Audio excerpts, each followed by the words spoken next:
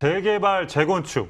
이 말만 들어도 상당히 좀 흥분이 되고 설레이지만 네네. 그만큼의 리스크가 있습니다. 이 리스크라는 건 뭐냐? 이 현금이 상당히 묶이는, 뭐냐, 남이 봤을 때는 새 아파트 너무 보기 좋죠. 하지만 네네. 그 과정까지가 너무 순탄치 않잖아요. 그죠? 굉장히 오래 걸리는 네, 시간이고요. 그렇기 때문에 이 판단 기준 그리고 주의할 점 이런 게 좀 정리를 좀 해주실 수 있나요? 재건축, 재개발 시장 같은 경우는 지금 논의돼 가지고는 한 10년 걸리는 게임이다 이렇게 보시면 10년. 맞고요. 네.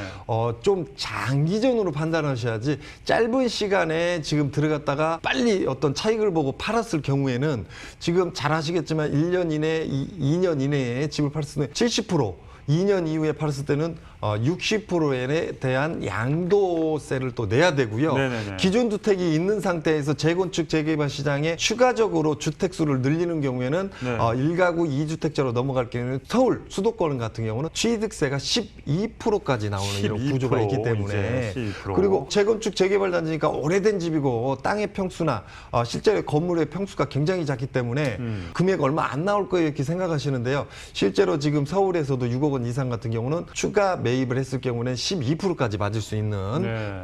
이런 구조를 갖고 있고 또 주택 수가 늘어남에 따라서 1가구 2주택자로 넘어가면서 기존 주택의 장기 보유 특별공제를 받을 수 없는 구조가 있기 때문에 판단을 정말 잘하셔야 되고 무주택자라면 한번 노려볼 만하다. 네. 단 장기전으로 가야 되고요. 무주택자로 주택을 재건축, 재개발 시장을 한번 노려봐 버렸기 때문에 네. 주택 수가 있기 때문에 내가 삶을 영위하는 거는 또 전세나 월세 시장에 머물러야죠. 네. 아니면 재건축, 재개발 시장에 집을 하나 사놓고 그동안 재건축, 재개발 들어가니까 새로운 집에 살아야겠다 그래서 집을 두 채를 또 장만할 수 없는 구조에 지금 없죠. 돼 있기 때문에 재건축, 재개발 시장 좀 장기전 그리고 내가 집을 없거나 혹은 없음에도 내가 꼭 이 지역의 어떤 미래 가치를 보고 들어간다면 내가 좀 불편함을 감수해야 되는 부분이 있다 이렇게 보여집니다. 네. 또 한 가지는요. 주택시장하고 좀 먼 얘기지만 얼마 전에 지금 계속 주식시장에 네. 상장하겠다고 네네.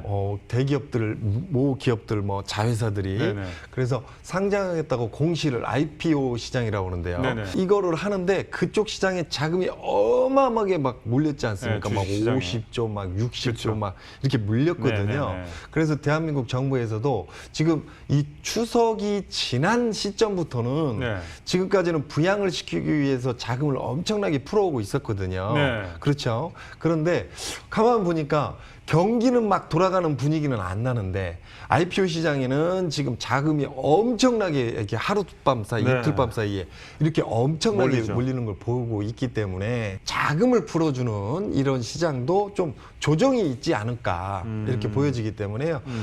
우리가 좀 유동자금에 의해서 주택시장이 올라가는 시장만 바라볼 수 없는 시장이다 이렇게 보여지고요. 그 다음에 아까도 말씀드렸듯이 재건축, 재개발로 들어가는 데에 또 개발 부담금이 있어요. 그래서 그렇죠. 지금 전체적으로 개발함에 의해서 헌 아파트 혹은 헌 집을 부시고 새 아파트나 새 집으로 받아가야 하기 때문에 각자의 비용들을 내야 되는 이런 분담금이 있고요. 네. 그다음에 분담금을 내고 재건축, 재개발을 거치면서 새 아파트로 바뀌니까 실제로 아파트 가격이 올라가죠. 네. 그 올라간 거에 대한 어떤 차익 부분을 대한민국 정부에서 지금 개발 이익에 따른 차익을 세금으로 좀 내라.